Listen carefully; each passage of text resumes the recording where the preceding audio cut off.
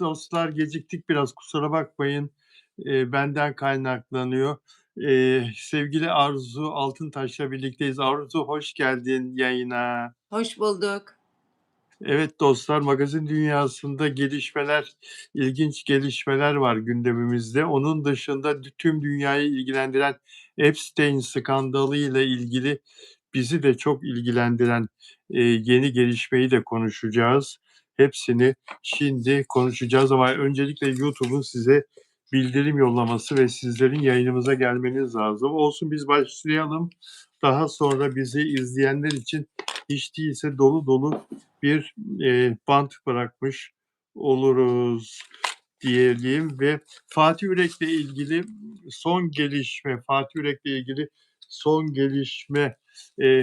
aslında Fatih Yürek'le ilgili konuşacağımız konu bugün 3'e bölünebilir. Bir tanesi senin özel haberin, özel istihbaratın.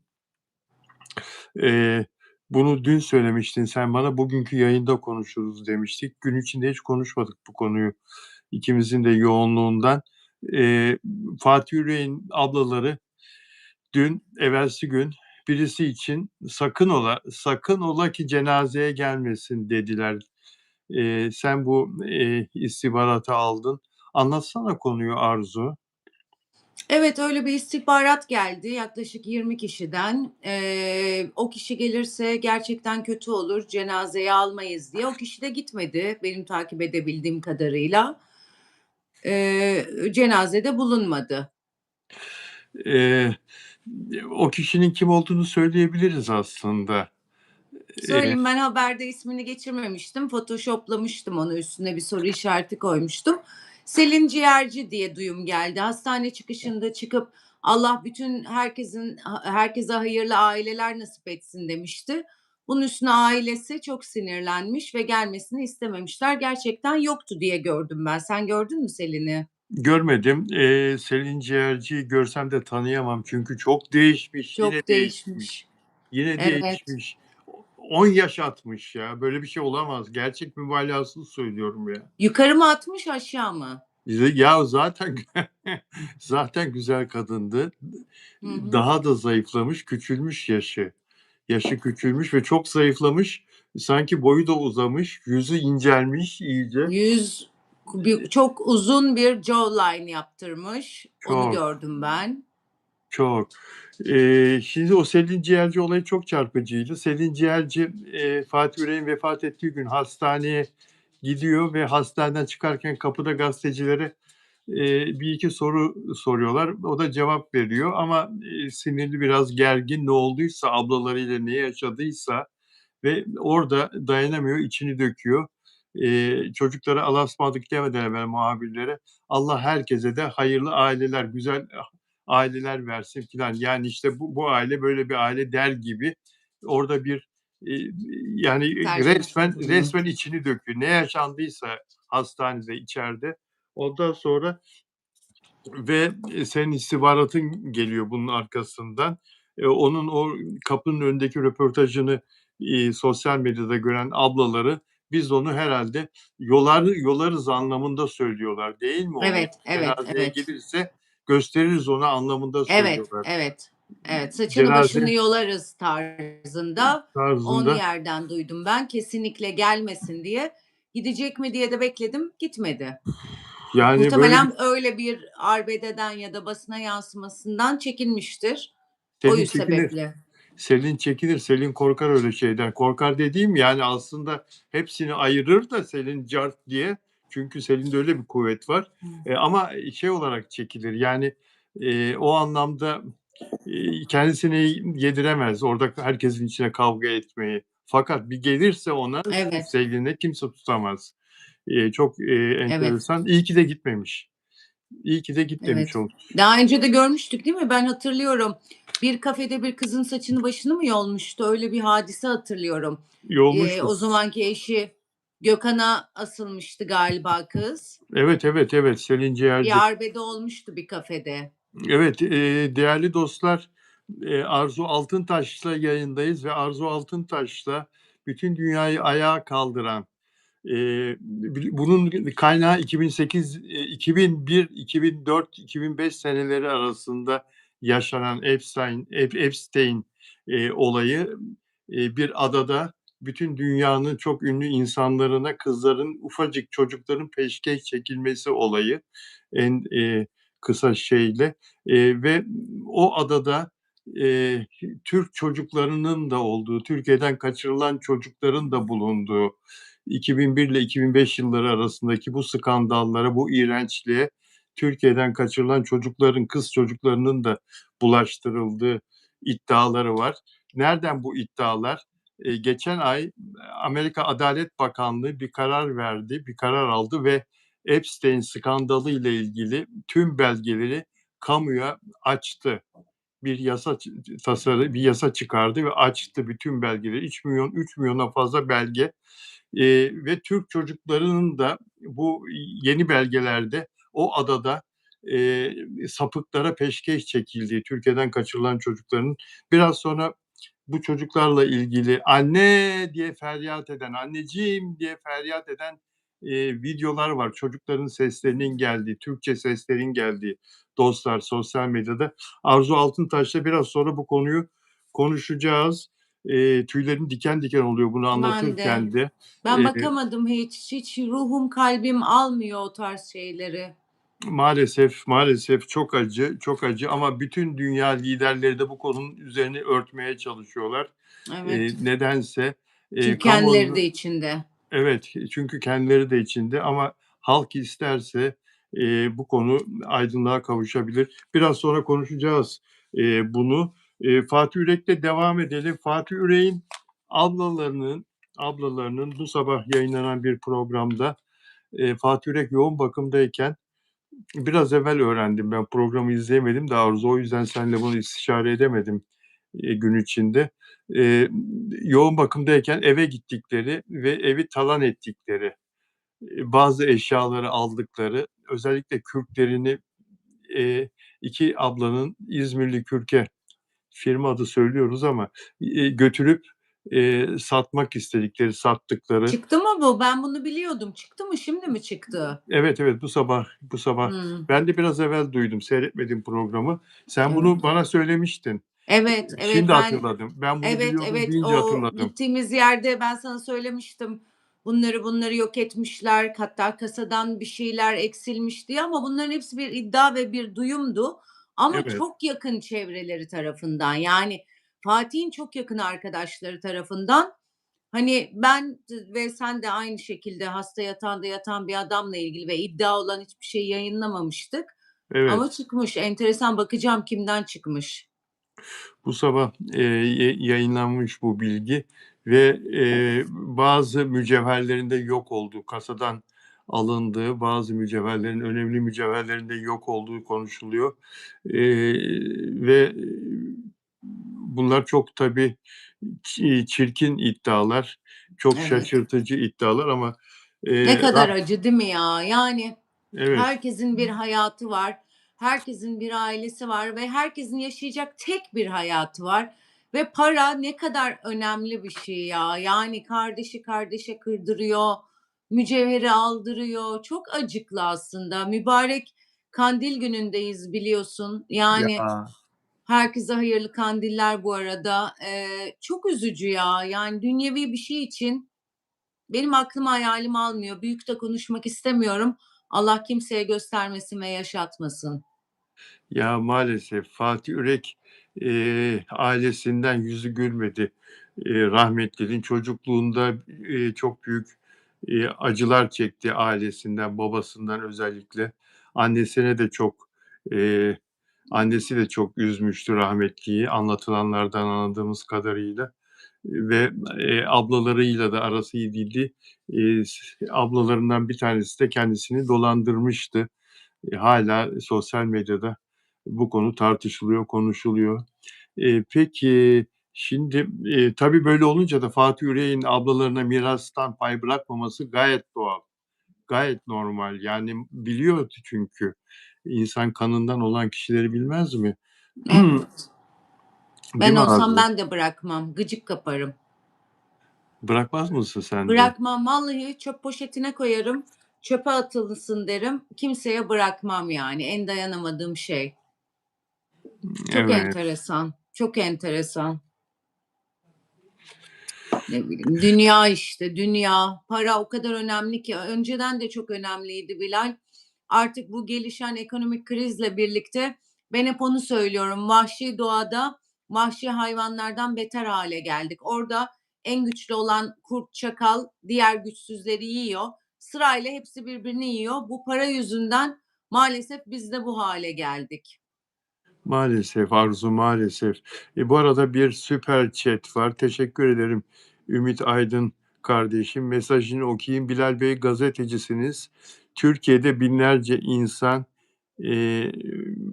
MK Ultra isimli zihin kontrol teknolojisiyle zihinleri kontrol edilerek suça itildi. Uyanın demiş bu arkadaşımız. İlginç. İlginç. Peki, teşekkür Evet, ederiz. onu hiç duymadım ben. Bakacağım ama yayından sonra neymiş bahsettiği. Evet, son derece ilginç bir not geçmiş bize. Peki dostlar, ve Fatih Yürek'le ilgili olarak hastaneden bir açıklama geldi. Biz yayına girerken entübe halde olan, hastanemize yatış süresi boyunca entübe halde olan ve bilincinin olmadığı bu süreçte yapılan klinik değerlendirmeler ve tedavilerinde son günlerde bazı sosyal medya paylaşımlarında iddia edildiği şekilde herhangi bir madde kullanımına ilişkin bulgu veya bilgi söz konusu olmamıştır diyor Biz zaten dün hastane. söylemiştik, değil mi? Evet, evet, evet. Yani zaten hastaneye giden bir insana ve o halde giden insana yapılmadık test kalmıyor. Her şeyi yaparlar. Hastanenin de gözünden kaçacağını hiç düşünmedim. Zaten çok önemli ve mühim bir hastane. Benim de çok gittiğim bir yer. O yüzden biliyorum, A'dan Z'ye bütün testleri yapmışlardır. Evet, bu konuda dün sosyal medyada bir video yayınlandı. Fatih Yürek'in de çok yakından tanıdığı ve Bodrum'da yaşayan arkadaşı bir iddiada bulundu. O iddiaları arasında çeşitli ithamlar vardı. Fatih Yürek'in işte kendisini hasta edecek kadar çok alkol aldığı, ve yasaklı madde aldığı, çevresindeki yakın olarak bildiği kişilerin Mert Siliv'in menajerinin ve başka bir iki isim daha saydı. Onların Fatih Yürek'i yasaklı maddeye alıştırdığı şeklinde iddialar vardı. Ancak biz de dün Arzu'yla konuşmuştuk. Yani ölünün arkasından bu lafları söylemek hiç doğru değil. Hayattayken söyleseydi de kendisini ifade edebilseydi Fatih Yürek'te. Ayrıca doğru olmadığını da biz de konuşmuştuk ve Fatih Yürek'in çok çok yakını, amcasının oğlu dün bir açıklama yaptı. Fatih Yürek'in içki son yıllarda alkol ve sigara içmediğini, kullanmadığını, bırakın yasaklı maddeyi, sağlığıyla ilgili sorunları olduğu, şeker hastası olduğunu ve şeker ilaçlarını çok ihmal ettiğini, keyfine göre, durumuna göre kendisini iyi hissederse kullanmadığını, kötü hissederse kullandığını, oysaki bu çok yanlış. Kalbine giden damarlara stent olduğunu ve damarların daraldığını bildiği halde doktor kontrollerini ihmal ettiğini, eee, bunun gibi kendisini ihmal ettiğini anlattığı bir röportajını okudum. Bu yakın akrabası, evet, kuzeni. En Eee, önemlisi de kan sulandırıcısını içmiyormuş. Bunu of, birçok kaynak teyit etti. of, Yani kalp hastalığı geçirmiş olanlarda en önemli şey doktorun verdiği kan sulandırıcı. Bence en büyük etken odur. Onu çünkü içmediğinde kanın pıhtılaşıyor. Kan pıhtılaşması demek de işte kalp krizi vesaire, tıpta. Tıpçılar daha iyi bilir ama hani halk olarak bizim bildiğimiz bu. O yüzden en önemlisi o bence yani. Benim annem de içmesi gerekiyor. İnşallah her akşam dinliyordur. Annem de mesela çok ihmal ediyor. Bizi çok deli ediyor. O da minik bir operasyon geçirdi kalpten ve kan sulandırıcı verdi doktor. Aynı öyle bir içiyor bir içmiyor, benim artık dilim çürüdü. Anne iç. Hayattaki en önemli şey kan sulandırıcını içmen. Yani o bir kere inanılmaz hayati bir öneme sahip. Muhtemelen o da aynı şekilde içmiyor diyor. Ben çok yakın çevresinden duydum. Evet Arzu, çok haklısın. Kan sulandırıcı zaten 40 yaşından sonra, damarında rahatsızlık olduğunu bilsen de bilmesen de kan sulandırıcı tedbir olarak öneriyor doktorlar. Herkesin kullanması gereken, kadın erkek. Hı Çünkü hı. Allah korusun hiçbir rahatsızlığın olmasa da bir şeye öfkelenirsin, pıhtı atıverir. Evet Yani ama tabii bir test var. O testi yaptırıp muhakkak kafasına göre de değil. 40 yaşından sonra genel olarak veriyorlar ama muhakkak doktora danışıp da yani öyle kafana göre içilebilecek bir şey değil. Şu Sadece kalp. Koraspinden, bebek Evet. aspirinden söz Evet, ediyoruz, değil mi? evet ama Evet. o da yani mesela adamda başka bir sağlık sıkıntısı vesaire varsa Ha, mesela kanının ayrı. sulanması onun için Tabii, iyi olmayabilir. kanama Ama olabilir. genelde kalp hastalığı yaşayanlara doktorlar bunu veriyor ve çok hayati önemli. Özellikle işte kalp pili, ondan sonra stent vesaire olanlarda, kalp ameliyatı, bypass olanlarda veriliyor. O yüzden onu ihmal etti. Ben o sebepledir diye düşünüyorum. Çünkü çok çok yakın, yediği içtiği ayrı gitmeyen insanlar kan sulandırıcısını içmediğini beyan ettiler hep. Yazık, çok yazık. Çok yazık. Evet. Demin, süper chat yollayan arkadaş, bir süper chat daha yolladı. Ümit Aydın. Araştırın, hatta onlarca sanatçı öldürüldü diye bir iddia ortaya attı. O MK isimli kurumla ilgili olarak. Peki, Arzu ona bak, ona baktığında beni de bilgilendir, olur mu? Tamam, tamam, bu Merak akşam ettim. araştıracağım. İlk kez Ve duydum ben de. Artık o kadar çok şey var ki hangi birine tedbir alacağımızı, hangi birini okuyacağımızı şaşırdık. Mesela bu bizim hiç duymadığımız bir şeydi. Ama hiç. beyefendi yazmış, bakacağım. Evet. Yani artık milyonlarca tehlike var. Hangi birisiyle uğraşacağız bilmiyorum. Nasıl bir döneme denk geldik? Ne kadar mutluymuşuz önceden ya hiçbir şey bilmiyorken, hayat güzelken, mutluyken bu kadar değil mi? Etrafta işte ne bileyim çocuk çeteleri onlar bunlar olmuyorken ne kadar mutluyduk aslında. Aynen öyle. Aynen öyle. Çok doğru söylüyorsun. Bu internet o kadar faydalı ki insanlık için. Müthiş bir buluş tabii. Her anlamda, her şeyde yani bilime katkısı, teknolojiye katkısı, hayatın, daha güzelleşmesine katkısı. Fakat bir o kadar da yaşamı olumsuz da etkiledi. Yani aslında internetin keşfinden sonra, ve bu sosyal medyanın 2000'li yıllarda, yaygınlaşmasından sonra, hayatımıza pek çok kötülük girdi her anlamda. Ama Bi işte kişiyle bağlantılı. Ben mesela hiçbir zaman bir kötülük görmedim. Hep iyiye doğru kullanıyorum. Hep ne bilgi öğrenebilirim, ne yapabilirim, ne edebilirim. Şimdi benim içimde bir kötülük varsa, donanımım yoksa, içim kötüyse oradan kötüyü seçip alırım. Bu sokakta da aynı. Ben sokağa, ormana gitmek için çıkıyorum, parkta yürümek için çıkıyorum, alışveriş için çıkıyorum. Ötekisi ben kime bulaşsam, kimin canını yaksam diye. Bugün bir haber gördüm.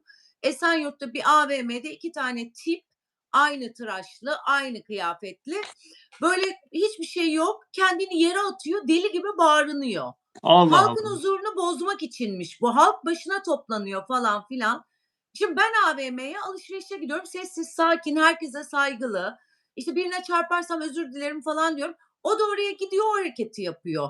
Ya biraz insanın özüyle, işte yaşam tarzıyla ve içindekiyle yani bir şey oldu. İnsanların içinde bir kötülük oluştu ve o kötülüğü herkese saçmak istiyor yani. Ne kadar kötü hakikaten, ne kadar kötü. Eee, peki, ve Barış Murat Yağcı, bu da son dakika haberi. Biz yayına girmeden kısa bir süre önce İstanbul'a indi. Dominik Cumhuriyeti'ndeydi, Survivor'daydı. Biliyorsunuz Türkiye'de aranınca, ve yakalama kararı çıkarılınca Acun Ilıcalı onu Survivor'dan çıkardı, diskalifiye etti ve o da ilk uçakla ülkesine geldi. Gözaltına alındı. Pasaport polisine gelince oradan gözaltına alındı ve jandarmaya gönderildi. Orada nezarette geceleyecek, ifadesi alınacak. Barış Murat Yağcı da uyuşturucuyla ilgili olarak sıkıntıda. Bakalım, O neler yaşayacak gözaltında göreceğiz Arzu. O çocuk da çok fazla bir şey olamadı, değil mi? Barış Murat ya. Yoktur diye düşünüyorum. Yani inanılmaz sportmen, deli gibi kaslar yapıyor, her gün spor salonunda. Sporla uğraşan bir insanın çok bu tarz şeylerle bir işi olacağını düşünmüyorum. Ve sen dün söyledin Survivor için de bayağı ciddi bir şekilde hazırlanmış, he? Evet, Yazık. evet, evet, Kendine evet. yatırım Yani yap. yıllar evvelsinden, yıllar evvel gelmişti. O zaman bile deli gibi spor yapıyordu. Keşke ben bu programa alınsam diye. Allah Allah. Yani 10 sene Alındı, var söylediğim yani.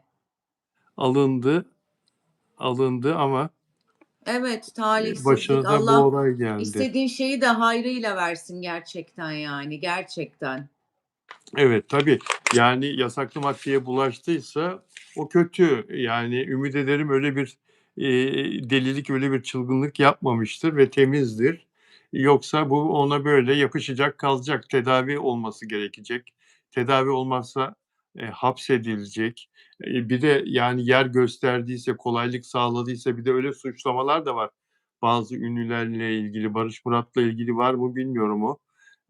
Yasaklı madde konusunda yer gösterirsen 8 seneye kadar hapis cezası. Bu sefer suçun, cezan daha da çoğalıyor. Hı hı. Geçmiş olsun diyelim. O Geçmiş ne olsun demek? Ben diye. onu da çok bilmiyorum. Yer göstermek, "Gel şurada içelim." falan demek herhâlde, değil mi? Ya da evine mi almak? Bravo, kolaylık Öyle bir sağlamak, şey evine mi? almak, evine almak. Yani ona, suç işlemesi için, yasaklı madde kullanması için, eee, yardımcı olmak, destek olmak. Şey de öyle, benden olsun, bak bende var, buradan içelim filan diye onu teşvik etmek. Kendin Hımm. ona uyuşturucu verirsen bu da, ağır, suçu, cezası ağır, bunun da cezası ağır. Deniz Seki onun için, çok uzun Evet, süre evet, hapis. evet. Yani iddialara göre Deniz Seki insanlara evini açmış. Yasaklı maddeyi rahat içsinler hep beraber ve onlara ikramda bulunmuş filan.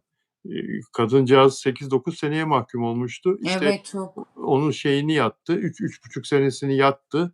Kanunun öngördüğü, büyük çile çekti biliyorsun.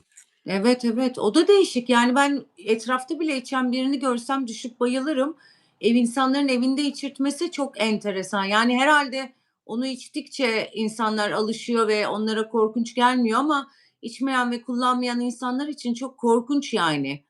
Öyle değil mi? Ben şimdi çok alkol içenden de çok korkarım. Benim masamda birisi 2 kadeh bir şey içsin, dili dolansın, benim tansiyonum düşüyor, kaçıyorum.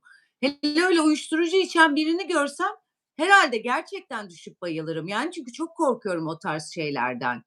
Herhâlde işin içindeyken korkmuyorlar. Çok haklısın. Alkollü masalarda ben de oturmayı sevmem, biliyor musun? Hiç en sevmediğim, o dolanır, saatlerce dili dolanır, şekli şemali bozulur. Benim tansiyonum düşüyor. Bir anda diyorum ki Allah'ım şuradan bir kalkabilsem. Yani böyle bir şey oluyor bana sanki bir ağırlık çöküyor. Bir anda topluyorum kendimi ve gidiyorum. Aslında hiçbir şey yok. İnsanlar içmiş ve eğleniyor ama o dillerinin dolanması, o saçma sapan aynı muhabbetin tekrarlanması hiç benlik değil yani. Hiç hoşnut olduğum şeyler değil. Benlik de değil. En son, Eren Abdullahoğlu Amerika'dan geldi. Tanırsın sen de, Evet, gazeteci evet. arkadaşımız. Amerika'da ünlü bir DJ oldu. Bütün Amerikalıların, yani müzikle, DJ müziğiyle, daha doğrusu kulüpleri gezen New York'ta, Miami'de Amerikalıların tanıdığı, sevdiği AB diye bildikleri ünlü bir DJ oldu kendisi. Gazeteciydi, benim muhabirimdi. Tarkan ona orada o desteği sağlamıştı zamanında. Tarkan onu çok seviyordu muhabirliği zamanında. Eee, Eren, Türkiye'ye geldiğinde bundan 8-10 sene evvel beni bir Amerikalı arkadaşıyla, Amerikalı Türk arkadaşıyla tanıştırdı. Adamın Şişli'de harika bir penthouse dairesi vardı. Hawaii'li eşi filan. Eşi hatta melezdi, adam beyaz. Önce evlerinde bir çay ikramı filan böyle. Çok şık, çok güzel manzara, her şey güzel. Şebnem'le beraber gitmiştik, Eren filan. Sonra, adam dedi ki, "Bu akşam bırakmıyorum sizi." dedi. "Yemeğe gideceğiz." "Ya yapma etme." filan. "Yok, gideceğiz, beraber gideceğiz." Ondan sonra çok keyif alacaksınız filan. Atladık gittik Boğaz'da. Hakikaten mekân güzel, deniz, boğaz kenarı filan. Adam, eee, rakı söyledi. Ben dedim içemem rakı. Bana dedim su. Ya olur mu dedi su filan. Dedim hakikaten su. Peki dedim limonata olsun yani tamam. Vallahi bak Şebnem de içmez zaten. Eren de ayıp olmasın diye şöyle çeyrek, rakı koydurdu filan. Neyse ben o limonatayı içtim. Adam yarım şeye geldi, yarım bardağı dubleye geldi. Abi ağzı bir kaymaya başladı o adamın. Ay. Hakikaten şok oldum. Yani bir ağzı kaymaya başladı. Böyle yani o beyefendi, o çok kibar, çok güzel sohbet olacağını zannettiğim insan abuk subuk konuşuyor. Aynı senin demin söylediğin. Vallahi bak, nasıl abuk subuk filan. Ben Eren'e dedim ki O kadar iyi çaktırmadan. anlıyorum ki. Tabii, "Eren" dedim, "Benim gitmem lazım." "Abi ne oluyor?" dedi. "Ben" dedim, "Dayanamam." dedim, "Eren böyle şeye." Vallahi hakaretler gıyabında saçma sapan insanlara hakaretler falan ediyor adam. Tabii, tabii, İnsanlar yok or garsonlara hareketler, "Oğlum, kardeşim, istediğini bir daha istemeler." işte çok iğrenç geliyor bana. Kimse kusura bakmasın ya. Ben çok otokontrol bir tipim. Ondan dolayı diye düşünüyordum ama bak sen de öyleymişsin yani. Ve Hakikaten kendime öyle. kızıyorum biliyor musun? Ya ben neden bu kadar tahammülsüzüm? Ben niye böyleyim? Yani Haklısın ama. insanlarla gidiyorum, arkadaşlarım, kız arkadaşlarım, neden o masada oturamıyorum diye kendimi sorguluyordum. Yani senin gibi bana da oldu. Kızlarla çıktık. Oturduk. Hiçbiri birbirini tanımıyor. Hepsi benim arkadaşım kızların. Bir içtiler 2 kadeh. 2'nci kadehte işte biz buradan bize gideceğiz diyor benim diğer kız arkadaşım ona. Eve gidince diyor sen benim kocama abi diyeceksin. O diyor ki demem. O diyor ki demem. Diyeceksin demem diyeceksin. Bana bir cinnet geldi. Hayatta bak beni tanıyorsun yapmam. Kimle sokağa çıktıysam onunla dönerim. Araba da benim arabam. Bunlara dedim ki ben dayanamıyorum. Tansiyonum yükseldi. Fenalık, şekerlerim yerlerde. Ben gidiyorum dedim. Hiç umurları değil ki gidemezsin bilmem ne falan filan. Gidiyorum dedim kalktım. Çünkü çok sıkıldım. 20 dakika benim kocama abi diyeceksin diyor. Ötekisi de demeyeceğim diyor. Kafaları Yani iyi. ayıp. Kafaları iyi. İyi, ayık insan için çok büyük zulüm bunlar Tabii, yani. Ben de tabii, senin tabii. gibi su, kola, su, kola. Ay bir noktada zaten kola da şekerimi yere düşürdü. Böyle Tabii. fena yani. Çok tatsız şeyler. O yüzden insanlar bu illetlere nasıl bulaşıyor? Tabii kimseyi kınamam. Bilmem herkesin kendi ayakkabısı onlar giyer. O yolları biz bilmiyoruz. Hani büyük ve üstten konuşmak istemem. Ama yani inşallah Allah hepsini kurtarır. İnşallah. Yani tedavi olmaları şart. Bu başka bir şey. Yani bu konuştuğumuz insanlar artık kanları, alkole de alışmış, alkolsüz duramıyorlar. Yani Evet, alkolik olmaya kimi o tarafa geçmiş, kimi de geçmek üzere. Yani, evet. bir de beyinlerine, dokunuyor işte. O beyinde bir sorun oluşturuyor. O Tabii şekilde bir yaştan davranış. sonra aptallaşıyorlar, farkında mısın? Evet, evet. 40-50'den sonra özellikle erkekler alkol yüzünden aptallaşıyorlar. Kadınlar da öyle. Beyin hücreleri ölüyor bence. Bazı insanları çok olumsuz etkiliyor. Çok çabuk çarpıyor bazı insanları. Evet. Evet, evet, evet. Pardon, Ümit Aydın'ın mesajını okumuştuk. Bir tane daha chat geldi. Bir tane daha chat geldi. MK Ultra dediğimiz konu elektromanyetik sinyalle beyne, vücuda sinyalle müdahale edilmesidir. Binlerce insan psikolojik harp kapsamında suça itildi, diyor Ümit Aydın yeni yolladığı chat'te. Bir daha okuyorum. MK Ultra dediğimiz konu elektromanyetik sinyalle beyne, vücuda, müdahale edilmesidir. Şimdi bu konuyu, harp, cihazı, özelinde, şeydeki, Güneydoğu'daki büyük depremde, güneydeki Türkiye'de Şubat'ta, 6 Şubat depreminde konuşmuştuk biz ekranda. Bunu yapabilecek teknoloji Amerika'da var ve yapıyorlar şeklinde. Bazı, denek ülkelerde, bazı denek toplumlarda yapıyorlar şeklinde. Bunu en Eee, iyi kim bilir biliyor musun? Bizim eski kim? magazinci Ali Bektan biliyorsun harpla Bravo, ilgili muhteşem kitaplar yazdı. Bu işin uzmanı bravo. o. Yayın bitince arayacağım Ali'yi. Evet, evet, olabilir. Bu arkadaş da, Ümit Aydın isimli bize bu süper chat'leri yollayan arkadaş da bu konularda çok ilgili anlaşılan. Peki, bu araştırmaya değer. insanları hakikaten, bu teknolojiyle, ölüme kadar götürüyorlar mı Türkiye'de de? Peki, Zaten COVID'le öldüremediler, bununla öldüremediler. Artık ne gelecek başımıza onu da bilmiyorum yani. Aynen, aynen. Armağan Çağlayan'ın, mail'i çok konuşuldu bugün. Mail değil de tweet'i çok Tweet'i. konuşuldu Arzu. O konuda Evet. anlatsana sen o konuyu lütfen. Yani ben de gördüm. Çok gereksiz. Ya, öncelikle, yani, bizde toplumsal bir refleks gelişti. Ben şimdi burada otururken senin hayatına burnumu sokmayı, senin hayatınla ilgili yorum yapmayı kendime hak görüyorum. Ya, bu çok Evet, saçma geliyor bana, inanılmaz. Yani, böyle bir güruh var. Herkes inanılmaz, böyle, bir diğerinin hayatını eleştiriyor ve ne yaptığını eleştiriyor. Yazmış işte, tamam hepimiz Müslümanız, Müslüman olmaya çalışıyoruz, hepimiz daha iyi Müslüman olmaya çalışıyoruz. İşte, camide şöyle davranılır, böyle davranılır. Ya kardeşim, insanlar gitmiş, birlik olmuşlar. Benim için en önemli şey bir camide bir insan gömülüyorken, selası okunuyorken orada olup hakkınızı helal ediyor musunuz denildiğinde helal ediyoruz deyip helallik vermek, işte üç kul valla bir elham ve diğer duaları okuyup o insanı uğurlamak. Nasıl gitmiş, öyle mi gitmiş, böyle mi gitmiş? Bunlar çok saçma geliyor bana. O zaman Müslümanlığı vesaireyi yarıştıracaksak biz de Armağan Bey'in hayatıyla ilgili mesela birçok sözcük söyleyebiliriz. Birçok eleştiride bulunabiliriz. Hakkımız var mı? Hayır. Ama kendisi bu cümleyi ettiğinde biz de hak sahibi olmuş oluyoruz. evet, ne demişti Armağan Çağlayan? "Şimdi yeni bir tartışmanın fitilini ateşlemek istemem ama uzun zamandır beni rahatsız eden bir durumu yazmak istiyorum. Bir dinin kutsal mekânına girerken o dinin gereklerini yerine getirmek zorundayız.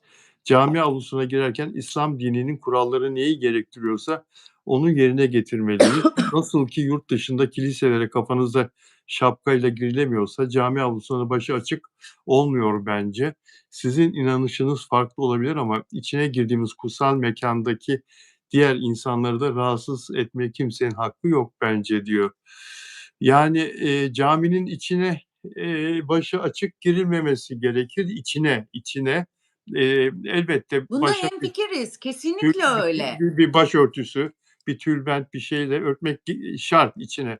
Ama caminin avlusunda, bahçesinde, eee yani, bilemiyorum. O insanların kendi kararı olması lazım. Yani kimse bir hak sahibi değil. Evet, girerken işte türbelere de camiye de vesaire de örtüyoruz. Evet, Yoksa kapşon, ben çoğu zaman kapşon takarım türbeye falan gittiğimde. Ama yani bu benim özelimde. Benimle Allah arasında. Allah bunu öyle kabul eder ya da etmez. Allah'ın yarattığı benimle aynı eşit bir kulun buna yorum getirebilme hakkı yok. Ben buna çok sinir oluyorum. Bir başkasının hayatına burnunu sokmak beni deli ediyor. Armağan Çağlayan aslında, eee, çok, son derece, modern bir insan, son derece açık görüşlü, açık fikirli bir insan. Biz onu öyle tanıdık.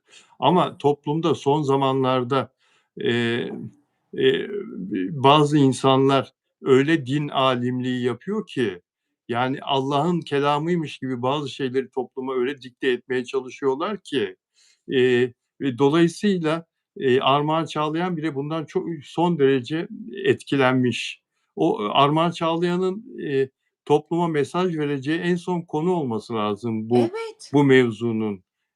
Şimdi orada, Fatih Ürek'ten yola çıkarak, onun cenaze töreninden yola çıkarak böyle bir şey söyleme ihtiyacı duymuş ama söyleme kardeşim, yani çünkü doğru değil söylediğin. Bir zaman, bir zamana kadar, bir zaman kadınların cenaze namazına katılmasına da karşıydı insanlar. Hâlbuki ne evet. oldu? Ne oldu? Kadınlar, cenaze namazında saf tutuyor. Dünyanın sonu mu geldi? Allah insanları çarptı mı? Ya da kavimleri, Lut kavimine mi çevirdi Allah, kadınlar cenaze namazında saf tutuyor, namaz kılıyor diye? Ya bırakın Allah aşkına, bunu Allah'la kul arasına girmeyin ya. Yani Gerçekten öyle. Bak babamın cenazesinde ben böyle tabii çok uykusuzuz, şuurumuz kapandı, acı, ağlamak falan. Babam musalla taşında yatıyor. Büyük merdiven var. Birileri hatırlamıyorum. Ben babamın yanına gitmek istedim. Kolumdan tuttu. İşte çıkma, kadınlar oraya çıkmaz, caminin o bölümüne çıkmaz. Kimlerdi hatırlamıyorum. Hayatımda görmediğim insanlar. Şimdi bu benim içime yara oldu. Ben oraya çıkamadım. Bir müddet sonra çıktım diye hatırlıyorum. Ama o dakika çok gitmek istiyordum. Tabutu tutmak istiyordum. Babamın yanında olmak istiyordum. Bunu bana yaşatmadılar. Niye? Kim bunlar? Benimle aynı eşit doğmuş, Allah'ın yarattığı aciz bir kul yani. Yani herkesin herkese söyleyecek bir lafı var.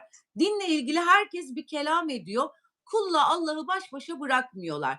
Velev ki çok yanlış, cezasını verecek olan Allah. Velev ki çok doğru söyledi, yine onu görüp takdir edecek olan Allah. Allah ile kul arasına girildi mi benim hoşuma gitmiyor.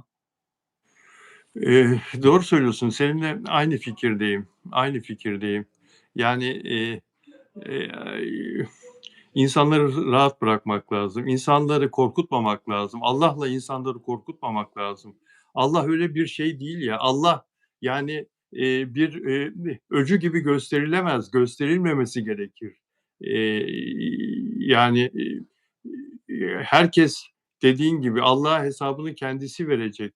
Ama bırakın bunu o insan dilediği gibi yaşasın, doğruyu yanlışı kendisi görsün, yapsın. Aklı bâhil olduktan sonra, 18 yaşını geçtikten sonra, işte, belli bir şeye geldikten sonra, insanlara akıl sokmaya kalkışmayın.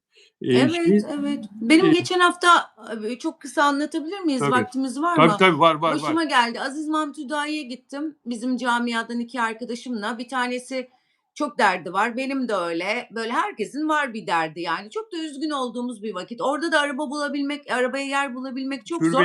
Türbeye gittin. Evet. 20 tur attım türbenin etrafında arabayı koyayım diye. Yok. Artık vazgeçtim bir noktada. Döneyim dedim. Kapıdan dua edeyim. Bir tane yer buldum ve girdim. İçeride dua ediyorum. Kızlar benden önce girdiler. Onlar kendi arabalarıyla gelmişti. Onları da kaçırmak istemedim. Ayakkabımı da elime aldım. Çünkü çoğu zaman herkese bir şey olmuyor. Benim ayakkabım gidiyor orada. Ben şimdi dua ediyorum. Bir tanıdığımıza organ nakli olmuştu Avrupa'da. Elimi açtım. Allah'ım dedim işte o organı bağışlayan insana şükürler olsun. İşte mekanını cennet eyle bilmem ne. Tam bunu söylüyorum. Biri geldi böyle tepeme. İşte türbeye ayakkabıyla girilmez. Türbeye ayakkabı elimde ve üstüme doğru tutuyorum böyle. Ya sabır diyorum, dua ediyorum. Bir yandan gözyaşlarım, kendi dertlerim, arkadaşım yerde ağlıyor. Yani onun da onu yapması gerekiyor. O da elini açıp sadece Allah'la olsa benim ayakkabımı da görmez, beni de görmez. Ben onu görmedim çünkü gelip beni dürtene kadar. Birisi sarsaklıyor beni. Dedim ki ne oldu? Ayakkabınız işte öyle girilmez günah falan. Kardeşim elimde herkes giriyor. Poşeti alıp giriyorsun da poşet bulamadım ben. Ayakkabı Ona da ne bana ya? sürtüyor. Ben Ona şimdi ne? anladım. Bir kere duamı mahvetti. Böyle bir gözümle inceledim. Bu gidiyor. Dedim ki bu beni şikayet edecek. Ben buna o hazzı vermeyeyim, ben çıkayım. Çünkü o adamı içeri getirirse fenalık gelir bana. Gelse de önemli değil, adam görecek elimde. İşte gerçekten çıktım türbenin kapısında beni adama şikayet ediyor oradaki görevliye. Şimdi sen orada Allah'a dua ediyorsun. Dua eden bir insanın huzurunu bozuyorsun. Orada bana artistlik yapıyorsun. Ayakkabıyla girilmez bilmem ne. Herkes elinde giriyor. Benim hayatımı mahvettin. Duamı mahvettin. Allah'la olan irtibatımı kestin. Ve bana böyle sinir krizi geçirttirdi orada. Yani bu hesap yani orada Allah'a ibadet etmesi gereken yerde onun gözü beni arıyor. Acaba kim ne hata yapar diye. Velev ki ben çok büyük bir hata yaptım. Velev ki ayakkabım sana sürttü. Çıkışta dersin ki hanımefendi çok özür dilerim. Ayakkabınız bana sürttü. Ben de bunu size söylemek durumundayım dersin. Yani böyle artık günah arayan, hata arayan Müslümanlar olduk yani. Çok acayip. İşsiz güçsüz insanlar, Evet, kötü niyetli, gerçekten öyle. art niyetli insanlar, hiç canını sıkma. Bu arada Cengiz İmren'in de bir sözü var. O da Ona da ayrı gıcık oldum. cenazeye değil, şarkıcı Cengiz İmren, Hı cenazeye hı. değil vitrine gelenlere birkaç lafım var diyor. Acıya ortak olmaya değil, görünmeye gelenlere, hani o dua etmeye değil, saçını düzeltmeye, poz ayarlamaya gelenlere insan sevgisini cenaze gününde göstermez. O gün şov günü değil. Niye böyle şeyler söylüyor ya? Neden böyle Kendi şeyler neredeydi söylüyor? Bilal? Neredeydi? Bu Kendi kadar gitmedi, lafa cenazeye etmiş. gitmedi kendi. Neredeydi? Elini açıp 3 kulüvallah bir elham okumuş mu? Oraya gitmiş mi? Ne kadar yağmurlu bir hava vardı, değil mi? fırtına, sel, çamur o gün çok kötüydü. Ben oraya niyeti kötü olup da giden herkese saygı duyuyorum. Çünkü bir emek sarf etmiş, gitmiş. İster kendini göstermek için, ister onun söylediği her şey için. Ben faaliyete bakarım. Gittiler mi? Gittiler. Sen neredeydin? Yoktu Neredeydin? Cengiz İmren yoktu. Ben gitmedim diyor. Gitmeyi de sevmem cenazelere demiş Tabii, tabii, zaten. tabii. Ben hepsine gitmeyi çok severim. Orada bulunmayı, hakkımı helal etmeyi çok severim. Elimden geldiğince giderim. Herkesin de gitmesi gerekiyor. Allah öyle yerlerde günahlarımızı affediyor. Bir kişiye hakkını helal etmek, bir kişiye orada dua etmek inanılmaz önemli. O yüzden ben giderim ama gitmeyip de kimseye de sallamam yani. Evet, Ümit Aydın arkadaş yine bir, süper chat yollamış. Diyor ki artık cep telefonları yetiyor Bilal Bey. 5G'ye geçtik. Cebinizde harp teknolojisini taşıyorsunuz. Olayın korkunç tarafı cep telefonunuzda artık. Yani, Ümit Bey, bu söyledikleriniz tabii ki insanı düşündürüyor. Bunun ne olduğunu anlamak için araştıracağız. Tam olarak öğreneceğiz nereye kadar, neler yapılıyor. Bu konuyu hakikaten bir incelemek gerekiyor. Peki, eee, Bu konuyla sevgili ilgili dün ben söylemiştim yayında en çok Gülben Ergen'e saldıracaklar diye. Gerçekten bu kadının alıp veremedikleri nedir görmüşsündür. En çok Gülben Ergen'e saldırdılar yine. Evet, saldırsınlar ama Gülben Ergen kaliteli bir insan. Gülben Ergen şimdi bir de Seda Sayan'a sallayan vardı. O şeyle ilgili Fatih Ürek'in arkadaşı olduğunu söyleyen o kadın Bodrum'da yaşayan Bilun. Binnur muydu adı? Bilun. Bilun. Bilun demişti ki Seda Sayan Fatih Ürek'e kötülük yaptı, programı elinden aldı. Fatih Ürek onu hiç sevmezdi, görüşmezdi filan. Seda Sayan cenazedeydi. Yani Seda Sayan kötülük yapmış olsa, kötü olsa cenazeye niye gelsin Fatih Ürek'in arkasına? Arkasından niye iş çeviriyor olsa? O olay şöyleydi Arzu. Eee, Maalesef Fatih Ürek'e televizyonlardan el çektirildi. Bu sadece Fatih Ürek'e değil, Kuşum Aydın'a da yapıldı. Kuşum Aydın'a çok daha önce yapıldı. Kuşum Aydın Türkiye'nin en önemli televizyoncusuydu, en iyi televizyoncusuydu. Kimse farkında değildi ama o muhteşem reyting alan sabah programını yıllarca Kuşum Aydın kendisi çekip çeviriyordu. Onun yönetmeni benim arkadaşımdı. Bana anlatıyordu Kuşum Aydın'ın ne müthiş bir yaratıcı olduğunu, kendilerine neler söylediğini, toplantılarda ve o programa nasıl yön verdiğini. Hakikaten öyle bir insandı ama Kuşum Aydın gibi bir gerçeği bitirdiler. Bir sözle bitirdiler. Artık çıkmayacak diye. O zamanki Türkiye'yi yönetenler, televizyonları yönetenler, televizyonları RTÜK vasıtasıyla Kuşum Aydın ve onun gibi görünen kişileri ekranlardan silme operasyonunun kurbanı oldu Fatih Ürek. Fatih Ürek'in Kanal D'nin patronuna gelen bir emirle, bir telefonla Fatih Ürek ekrandan 4. senesiydi Fatih Ürek'in o programda ve müthiş reytingler alıyordu ve çok seviliyordu. Bitirildi programı ve tabii ki yerine birisi çıkacak. Seda Sayan'a teklif edildi. Kime teklif edilse çıkar canım, niye çıkmasın yani? Seda Sayan da kabul etti ve çıktı. Evet. O olay oydu ve yani o Gülün Hanım her şeyi abarttığı gibi onu da abarttı diye düşünüyorum. Peki, evet. Bahar Candan'ın başına geleni duydun mu ya? Duydum. Çok İntihara üzücü. teşebbüs etti.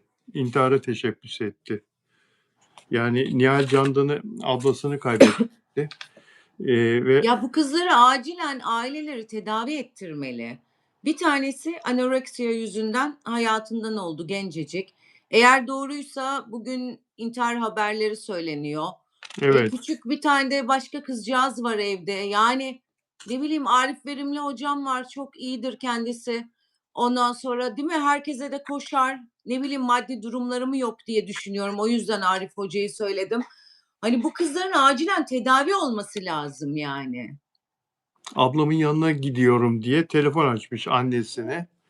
Annesi de onun kaldığı eve ambulans yönlendirmiş, 112'yi yönlendirmiş. Kızı herhalde evin kapısını kırdılar da girdiler içeriye. Midesi yıkandı, hastaneye götürüldü. Öyle kurtarıldı. Söylediğin gibi tedavi edilmesi gerekir. Yoksa başka bir kez daha yapar bunu yani, değil mi? Ha? Yani her şeye para buluyorlar. Ruh sağlığı en önemli şey. 2 ayakkabı, çanta satsınlar, ruhlarını tedavi ettirsinler. Gerçekten tedavi şart. Onlar gibi birkaç kişi daha var biliyorsun. Ya bence onlara da yani o attıkları story'ler, paylaşımlar falan hiç iyi değil ruh halleri yani. Korkunç durumda insanlar.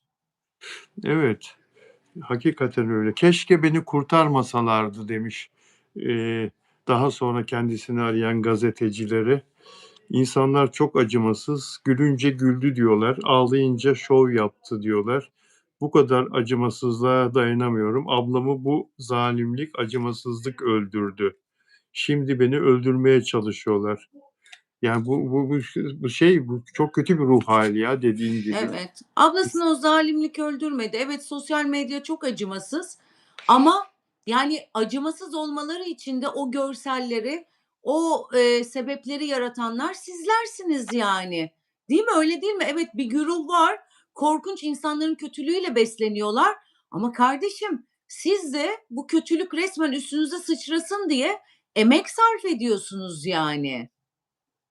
Aynen öyle, hakikaten, ve bunlar, abla kardeş, rahmetli diyelim, Nihal Candan'a bir dolandırıcılık çetesine üye olmuşlardı.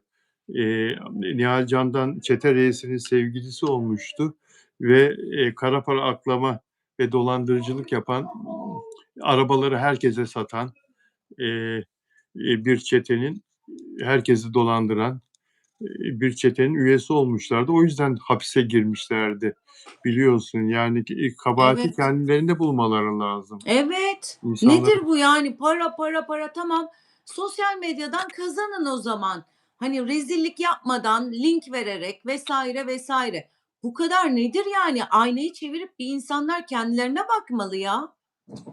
Yani aynen, ablamı onlar öldürdü, beni de onlar öldürecek. Hayır, sen de o zaman gidip ablanın mezarı başında ağladığın postları koyma. Ondan önce gittiğin o evlerdeki o postları koyma. Koyma yani. Çok da meraklı değil insanlar. Görünce de çıldırıyor. Herkes evinde çok mutsuz. Öyle tatsız bir şey görünce insanlar da yazıyor. aynen. Ümit Aydın bir başka süper chat'inde diyor ki Barış Manço 1998 senesinde siyaset meydanında Ali Kırca'nın Ali Kırca'nın. yönettiği, hatırlıyorsun. Hı. Müzik frekanslarının, pardon, darbe ilişkisini belgesel ile hazırlıyorum. Darbe-Leriye ilişkisini dedi ve oldu. Farkında değildi ama aslında MK Ultra'yı ifşa etmeye çalışıyordu. Yani, siyaset meydanında müzik frekanslarının darbe-lirik ilişkisini belgesel ile hazırlıyorum dedi ve oldu. Farkında değildi ama aslında MK Ultra'yı ifşa etmeye çalışıyordu. Barış Manço, yani bu işi aslında, kavramaya başlamıştı demek istiyor. Enteresan bir arkadaş bu. Bunları, bu süper chat'leri bize yollayan kişi. Evet, Barış Manço'yu da onlar öldürdü deme lütfen Aydın, Ümit Aydın arkadaşım. Barış Barış Manço'yu da Manço'nun da ölümüyle ilgili yapılmayan spekülasyon kalmadı. Yine bu daha iyi diğerlerinden. bu daha iyi. Barış Manço'yu da o yolla. Eee, rahmetliye her şeyi söylediler. Önceki gün vefat yıl dönümüydü. Evet. Ne kadar büyük bir adamdı değil mi? Onunla büyüdük. Her Çok, pazar izlerdik. O şarkıları çok. hala inanılmaz güzel. Çok büyük bir efsaneydi. Çok. Ben tanıma şansına erişmiştim kendisini. Röportaj da yapmıştım. Müthiş enerjik bir insandı. Müthiş yerinde duramayan bir insandı yani. Bambaşka bir, şeydi, bir Allah kuluydu. Çok farklıydı. Çok enerjik, çok hareketli, çok dolu, Evet. taşıyordu. "Bilal'cim, Japonya'ya gideceğiz. Sen, ben, Barbaros." Barbaros da benim Paparazzi'de ortağım. Beraber yapıyorduk Barbaros'u. "Japonya'ya gideceğiz." Bana orada kiraz ağacı diktiler. Kiraz ağacı biraz büyüdü. Biraz daha büyüyecek. Üzerinde plaka var, ismim yazıyor. Barış Manço Türkiye diye. Benim adıma diktiler. Gideceğiz beraber onun altına röportaj yapacağız. Orada çekim ama nasıl heyecanlandım. Tabii kısmet olmadı. Onunla gidemedik de. Ama böyle heyecanlı bir şekilde, Allah Allah rahmet rahmet eylesin. eylesin. Çok, çok, Mübarek Kandil günü anılmak istemiş. çok başarılı, bambaşka bir insandı. Ne besteler, ne şarkılar değil mi? Neler İnanılmaz. bıraktı. Ya, İnanılmaz. Cumhuriyet'in 75. yıl dönümünde 2023 şarkısını yazmıştı. 2023 yılında 100. yıl dönümünden 25 yıl evvel 100. yıl dönümünde 2023'te daha 2000 yılına girmemişiz. 50. yıl dönümünde, 75. yıl dönümünde, 75. yıl dönümünde 75'ti galiba. Evet. 2023 isimli bir şarkı yazdı. Türkiye Cumhuriyeti 100. yıl dönümüne girdiğinde, armağan olsun diye o günden yazdı. Müthiş bir akıl, müthiş bir neler neler. Dehaydı ama bu Deha, kadarmış işte. deha. Blok 3. Blok 3 hem çok seviliyor, genç olması, sebebiyle de, heyecanlı bir hayat sürüyor. İşte kızlar, eee, kızlara yazılan şarkılar, ondan sonra polemikler. Blok 3 hayatımıza bir girdi, tam girdi. Ben Tam seviyorum bu girdi. çocuğu. Sen seviyor musun Ben şarkılarını? de seviyorum. Gençlerin hepsini seviyorum. Hata yapacaklar. Evet. Geçmişte de yapmadılar mı? O zamanın gençleri, işte Sezen Aksu'lar, onlar bunlar hepsi yaptı hata. Tarkan bile çişim geldi dedi. Yerden yere vuruldu. Bu çocuklar da çok genç yapa yapa öğrenecekler. Evet, Tarkan'ın "Çişim Geldi" dediği güzellik yarışmasında oradaydım ben. Savaş Ay masa masa dolaşıyor, röportaj yapıyor sanatçılarla. ATV yayınlıyor. ATV'nin güzellik yarışması, Evet. canlı yayın. ATV adına masa masa dolaşıyor. Canlı yayında röportajlar yapıyor. Tarkan'ın masasına gitti. Tarkan da Savaş Ay kendisine doğru gelmeden evvel ayağa kalktı. Yani Savaş Ay'la alakası yok. Ayağa kalktı. Savaş Ay dedi ki, "Tarkan bir dakika." dedi. Soru sormaya Tarkan dedi ki, "Çişim geldi." dedi. "Tuvalete geleyim yapalım." dedi. O "çişim geldi" olayı canlı yayın. Bir de Tarkan farkında değil herhâlde canlı yayın olduğunu. O lafı öyle Tabii. söyleyiverdi, ve o olay oldu ya. Çocuk nasıl Evet. yerden yere vuruldu, nasıl yerden Evet, yere vuruldu. evet. Ya, bunlar da şimdi 20 yaşında, 25 yaşında o yaşlarda hepimiz dünyayı bizim kurtaracağımızı düşünüyorduk. Yapabilirler yani biraz tabii ukalalıkları var, çok kendini beğenmişlikleri, o bu var ama geçecek o zamanla. Yani bir 30-35 yaşından sonra onlar da olgunlaşacak. Bir de yani o kadar çok bir popülerlik var ki 1000 tane mikrofon uzatılıyor. Orada da hata yapabilirler diye düşünüyorum. Doğru söylüyorsun Arzu. Blok 3'ün eski sevgililerinden İrem Hanzeder bu kız da, fenomen. Paylaşımlar yapıyor moda üzerine, lifestyle üzerine. Taşacak bu denizin yakışıklı, aktörü Ulaş Tuna Aztepe ile Bebek'te eğlenirken görüldü. Ulaş 37 yaşında, İrem 24 yaşında ve bu İrem Blok 3'ün sevgilisiydi. Blok 3'ü aldattığı gerekçesiyle Blok 3 bunu terk etti. Kafayı yedi Blok 3. Birisiyle görüntülendi bu kız eğlenirken bir erkekle. Ve paylaşıldı. Blok 3 de delirdi. Buna şarkılarda sistemler filan. Hâlbuki bu kıza aşıktı ve bu kız için de şarkılar yazmıştı. Şimdi bu şeyle Tuna Aztepe'yle yakalandılar. Ayrı ayrı çıktılar mekândan. Dışarıda gazeteciler olduğunu anlayınca. Kız yüzünü gizledi, sorulara cevap vermedi. Ulaş da ne kızı, ne kim hanımefendi filan hiç öyle uzaylı gibi cevap verdi. Niye böyle yapıyorlar ya? Neden sence ya? İkisi de Yani daha bekâr. yenidir bence. ve kadın istememiştir. Çocuk da şu anda popüler bir dizide oynuyor biliyorsun. Çok, çok. O dizide, sıkıntı olabilir. Hani, arkadaşıyla kahve içmesi bir sıkıntı olmaz ama, işte, bir sevgili haberi sıkıntı olabilir diye. Çok normal yani. Kız da çünkü kendini gizliyor. Ulaş da aynı şekilde. Bu arada Ulaş çok yakışıklı. Blok 3'ten sonra kız hakikaten Blok 3 düşüp bayılabilir yani. Evet, kız da güzel, eli yüzü düzgün bir Evet. arkadaşımız. Kız da Ay, güzel. iyi olsaymış kaçırmasaymış kızı. Kadınlar gidiyorsa hep haklıdır. Ben kadınların tarafındayım. Kim Öyle mi bilir ne diyorsun? yaptı ki gitti? Öyle mi diyorsun? Evet, kesinlikle. Bir kadın kolay kolay gitmez. Hele Blok Gidiyorsa 3'ten. evet, gidiyorsa vardır bir bildiği. Kim bilir neler yapmıştır. Kız da şu anda, hedefine ulaştı. Çok yakışıklı, Türkiye'nin konuştuğu bir adamla birlikte. Blok 3 bence artık bir 10 gün uyuyamaz. Blok 3 ama, Spotify'dan günde 100 milyon üzerinde para kazanıyor biliyorsun. Kazansın. Aradaki yakışıklılık farkı parayla satın alınmıyor. Daha mı değerli diyorsun yakışıklı olması? Bence Biz daha değerli. daha para Daha insanı değerli para ve kadınların kültürel olarak da yani biri oyuncu, biri şarkıcı. Oyuncu her zaman daha klas ve kaliteli diye adlandırırız yani. para kadınları güzelleştiriyor ama erkekleri pek değiştiremiyor o anlamda, değil mi? Yani kişiye göre değişir. Parası önceden olmayıp da sonradan olan gördüğüm benim insanlar var. Ay, böyle korkunç oldular, korkunç görgüsüz falan filan.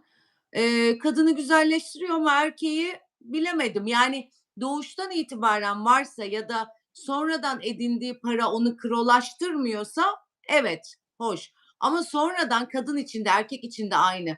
Sonradan gördüğün o para seni kro haline getiriyorsa o çok tehlikeli bir şey. Vizyon diyorlar ya, o vizyon asla satın alınmıyor. Tamamen görgüyle, büyüme şeklinle alakalı. Aynen öyle ya. Şimdi aklıma birdenbire Tarkan'ın bir görüntüsü geldi nedense. Tarkan, çok mu yoruluyor sahnede? Yoruluyordur değil mi? Çünkü şimdi bugün yine bir fotoğrafını gördüm. Kanepede uzanmış, yorgun, böyle dinleniyor. Ya, geçen gün de bir konserden sonra yine böyle yorgun, yine kanepeden bir fotoğraf paylaşmıştı. Yanında Pınar Hanım'ın, karısının çerçeveli bir fotoğrafı. Çok yoruluyor değil mi adam, Tarkan? Tabii yoruluyordur. Bu sabah 5'te beni beğenmiş. O yüzden iletilerimi 5'e kadar da uykusuz. Hatta 6'dır o yani. 5'te uyanıksan 6'da, 7'de, 8'de uyursun yani. Yoruluyordur tabii ki. Zor bir şey. 52 Zor bir şey. yaşında Tarkan. Durmaksızın orada dans ediyor. Bir ses, efor vesaire yani zor tabii. Şebnem, sen bilmiyorsun. Tarkan, Arzu'nun, şeylerine 5 beğen dakika magazine. 5 dakika magazin sayfasında Öyle mi? tabii postlarına beğen attı. A, Kendisiyle ilgili süper. postlarına. Tebrik ediyorum. Tebrik Teşekkür ediyorum, ederim. tebrik Yarın ederim. göstereceğim Şebnem sana. Tamam, Canlı, delilli, kanıtlı. tamam canım benim. Çok güzel, çok sevindim. Ben Evet. teşekkür ederim. Dostlar, Arzu Hanım'ın 5 Dakika Magazin isimli çok beğenilen haberleri yayınladığı bir sayfası var. O sayfayı takip edin, olur mu? Magazinden, her konudan haberdar olmak için magazine dair. Peki, özel üyelerimden kim var? Caner buradaydı. Caner Tuzcu, moderatörüm aynı zamanda. Dilek Şenyurt'u göremedim. Caner'i görüyorum, evet. Cener'e ben özel teşekkür ediyorum. Yayında göremiyorum. Bakınca kafam dağılıyor. Her seferinde güzel güzel şeyler yazıyor. Cener'e çok teşekkür ediyorum. Ve diğer yazan herkese tabii ki de. Ben bakmıyorum kafam dağılıyor çünkü. Neli de buradaydı diyor Sıla Deveci. Neli de Manzano uğramış Arjantin'den özel abonem. Öyle. Nelida hola diyorum. Nelida merhaba diyorum Nelida'ya. Sevgiler Nelida. Daha sonra izler o bizi. Şu an Annemle Özlem de ayrıldısı. burada kız kardeşim. Demin annemi gördüm. Öyle Armağan mi? Çağlayan'a hak veriyordu. Gördüm onun bir yazısını. Peki ona da anneciğine de sevgiler, saygılar. Caner diyor ki dans etmek diyor spor yapmaya eşdeğer doğru normal diyor Tarkan'ın yorulması diyor. Peki Delfina Di Masio, Şili'den özel abonem burada mıydı? Delfina Di Masio. O da daha sonra izleyecek bizi. Mabel Matiz, Nikli arkadaşımız burada mı? O da gelmedi galiba. Peki, dilerseniz sizler de özel abone olabiliyorsunuz dostlar. Bunun için yapmanız gereken katıl butonuna basıp yönlendirmeleri izlemek. Beğen yaparsanız ve hype yaparsanız bizi mutlu edersiniz. Ve abone olmadan izleyen arkadaşlar abone olurlarsa sevinirim. Ve Epstein dosyası dünya ayağa kalktı. Amerika Adalet Bakanlığı son yaklaşık 30 seneye damgasını vuran büyük skandal Epstein olayında bütün bilgileri, bütün ne varsa belgeler, videolar, fotoğraflar hepsini kamuoyuna açmaya karar verdi.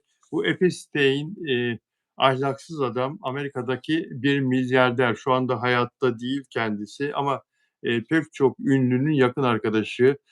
Ahlaksızlık adasına, Karayipler'deki ahlaksızlık adası, kendi adasına Woody Allen'ı, işte Donald Trump'ı, Bill Clinton'ı, Prens Andrew, İngiltere Kraliyet Sarayı'ndan Prens Andrew'u ve pek çok ünlü iş adamını davet edip onlara orada çocuklarla hoş vakit geçirmelerini sağladığı iddiasıyla kendisi 2008 senesinde tutuklanmıştı ama o zaman onu Donald Trump'ın kurtardığı iddia ediliyor. Onun avukatlarının, onun yakınlık kurduğu, iyi tanıdığı avukatların savunarak savcıyla özel anlaşma yapıp 2008 yılında az bir hapiste az bir süre yatmasını sağladıkları konuşulmuştu. Fakat 2019'da toplumun baskısıyla tekrar tutuklandı ve cezaevinde şüpheli bir şekilde intihar ettiği söylendi. Şimdi bu konuda bu hep tartışıldı, hep konuşuldu. Epstein olayında kimler kurbandı? O çocuklar kimlerin çocuklarıydı? Hangi ülkelerden kaçırıldılar? O adada yaşı küçük 14 ile 17 arasındaki kız çocukları bu dünyaca zengin, ünlü insanlara ikram edildi, sunuldu. Karşılığında da bu adam videolar çekti, fotoğraflar çekti gizlice o ünlülerin fotoğraflarını ve onlara şantaj olarak kullandı. Her istediğini yaptırdı. Maddi, manevi, hukuki ne derdi varsa çözdürdü. Ve ancak sonunda yargılandı ve yargılanırken de intihar ettiği iddia edildi. Öldü adam. Şimdi Amerika Adalet Bakanlığı o Epstein'le ilgili bugüne kadar edindiği bütün belgeleri, dosyaları kamuya açtı. Halkın baskısıyla özel bir yasa çıkardı ve kamuya açtı. 3 milyon belge var, 3 milyondan fazla. 2000'den fazla video var ve bu belgelerde Türk çocuklarının konusu da geçiyor. Türkiye'den kaçırılan çocuklar. Ocak ayında bu belgeler, yani bir ay önce, şimdi Şubat'a yeni girdik, yayınlanmaya başladı Amerika'da. Ve bu belgelerde Türkiye'nin adı geçiyor. Türkiye'den Mücahit Ören isimli iş adamının, Enver Ören'in oğlu, TGR televizyonunun sahibinin oğlu Mücahit Ören'in adı geçiyor. Ama bu bir suçlama değil, hukuki bir zor durum değil. Fakat bu belgelerde Mücahit Ören'in Epstein'in suç ortağı olan kadınla yazışması var. Ne diyorsun Arzu? Çok iğrençlik ötesi, çok korkunç yani. İçinde çocuk olan her şey çok korkunç. Dünya nasıl bir yere geldi ya da biz hangi dünyadayız, daha bilmediğimiz neler var diye düşünüyorum. Sadece bir takım yukarıdaki insanlar bizim öğrenmemizi istediği vakitlerde bunlar ortaya çıkıyor. Kim bilir daha neler var ve bilmiyoruz. Gülben Ergen de bununla ilgili Türkiye'den giden çocuklarla ilgili yetkili makamlardan bir açık Evet. doğru mu bunlar vesaire aktivistlik yapmış gerçekten. Yani çok korkunç. Ne diyebilirim ki, hiç bilmediğimiz bir dünya. korkunç ötesi şeyler, çocuklar, başkanlar, siyasiler, ünlüler, korkunç ötesi. Yani ne çıkacak ya da çıkartacaklar mı? Hepsini öğrenecek miyiz? Öğrenmeyecek miyiz? Bilmiyoruz yani. Sadece onların öğrenmemizi istedikleri kadarı önümüze sunuluyor. Evet, ben, bu adamın Epstein'in, cezaevinde öldürüldüğünü, susturulmak için Tabii öldürüldüğünü ki, düşünüyorum. tabii ki. Benim gibi de bunu pek çok insan düşünüyor. Geçtiğimiz günlerde başkanın, Trump'ın bir videosu düştü önüme. Yeni bir video, haber videosu. Amerika'da bir fabrikayı ziyaret ediyor başkan. Bazı işçiler protesto ediyorlar onu. O Venezuela'ya saldırının hemen arkasından, ve o ICE polislerinin eylemleri yoğunlaşmışken o günlerde bazı işçiler protesto ediyor. Bir tane işçi, hem uzaklaşıyor hem de pedofili Trump diye bağırıyor. Trump döndü ve polislere yanındaki korumalarına adamı gösterdi. Son kare oydu, adamı gösterişi. O adamı kim bilir ne yaptılar. Kim bilir o bağıran adamı ne yaptılar. Amerika'da artık yaşanılacak bir ülke değil. Trump'la Evet, bambaşka bir, eee, evet, evet. dünya var Normalde orada. Bunu hiçbir zaman yapamazlardı. Hiçbir zaman Amerika başkanları bu kadar antidemokratik olmamışlardı. Bu imkansız da önceden halk da buna tepki gösterirdi ama aşırı sağcıların Trump'ı getirmesiyle birlikte Amerika da artık garip bir yer oldu. Yani bir sana istediğini söyleyebilir. Kişi hak, özgürlükleri var yani. Yani Tabii, öyle bir şeyin içinde adın geçiyor. Senin yönettiğin vatandaş da orada vergisini veriyor. Sana bunu söyleyebilir. Bir küfür hakaret olmadıktan sonra sen onu parmağınla işaret edip gösteremezsin, aldırtamazsın. Yani çok acayip yani ki demokrasi ülkesi Amerika. Kocaman bir anıt var biliyorsun, demokrasi anıtı. tabii. Dünyanın geldiği nokta çok acı yani, çok acı. Kim bilir ne oldu adama. Kim bilir ne oldu. Amerika Adalet Bakanlığı'nca açıklanan bu belgeler Türkiye'den reşit olmayan kız çocuklarının taşındığı bu adaya şeklinde cümleler, var. Epstein'in Türkiye, Çekya ve Asya'dan İngilizce bilmeyen küçük kızları getirdiği şeklinde bir cümle de geçtiği söyleniyor. Amerika Adalet Bakanlığı'nın, ülke ülke detay açıklamıyor ama bazı belgelerde farklı ülkelerden mağdur kız çocuklarından söz ediliyor, bu belgelerde. Tabii 3 milyondan fazla belge, bazı şeylere de zaman içinde rastlanılacak, bazı gerçekler de zaman içinde önümüze gelecek. İnsanların söylediği bu. Yoksul kızları buluyor. Bu sosyetenin kraliçesiymiş Maxwell. Bu Epstein'in sevgilisiymiş bu kadın ve sağ kolu Maxwell reşit olmayan yoksul kızları buluyor. Masaj yapacaksınız adada. Özel davete katılacaksınız adada ya da model seçmesi var. Model olabilirsin. Sende bu güzellik var kızım gel kaçırma. Çok önemli davetliler de var. Özel uçakla götürüleceksiniz diye kızları kandırıp adaya götürdükten sonra da kendi amaçları için, kullandıkları söyleniyor ve bu, 5 sene boyunca devam etmiş. Yazık. O kızlar nerede mesela şimdi, değil mi götürdükleri? Yaşıyor mu? Ne durumdalar? Hani o kızlar çıkıp konuşuyor mu? Çok enteresan ya. Yani keşke açıklansa da her şeyi görebilsek. Ama ben hiç sanmıyorum biliyor musun? Çok çok büyük isimlerin ismi geçiyor. Üstü yine kapatılacak. Keşke kapatılmasa. Keşke kapatılmasa ama, bizim, siyasilerimizin de bu Türk kızları ile ilgili, Türk çocukları ile ilgili, oraya götürüldüğü iddia edilen Türk çocukları ile ilgili ve bu belgelerde ismi geçen Türk iş adamları ile ilgili, halka aydınlatıcı bilgi vermeleri arzu ediliyor, isteniyor, kamuoyu tarafından. Eee, O çocuklar kimler? Böyle bir şey var mı? Böyle bir daha önce bu konuda, Epstein belgelerindeki, Türklerle ilgili bir, Türkiye Büyük Millet Meclisi'nde soru önergesi verilmişti diye hatırlıyorum ama reddedilmişti, gündeme getirilmemişti. Evet. Şimdi o soru önergesi tekrarlanılabilir, tekrar böyle bir istekte bulunulabilir ama fayda olmaz herhâlde yine.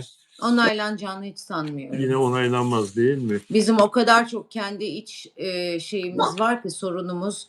Epstein'e bence zaman bile kalmaz. Ama Türk çocukları olduğu için söz konusu, yani onlarla ilgili böyle iddialar olduğu için enteresan tabii. Enteresan. Arzucuğum, 1 saati geçtik. 1 saat 10 dakika olduk. Çok teşekkür ederim yayına teşekkür katıldığın ederim. için. Sağ ol, eksik olma. Dostlar, bizi izlediğiniz için sizlere de teşekkür ederiz. Dünyanın her yerinden ve Türkiye'nin çeşitli illerinden, şehirlerinden bizi izleyen arkadaşlar, lütfen yorumlarla da katkıda bulunursanız seviniriz. Arzu, görüşmek üzere. Görüşürüz. Herkese iyi akşamlar. İyi akşamlar.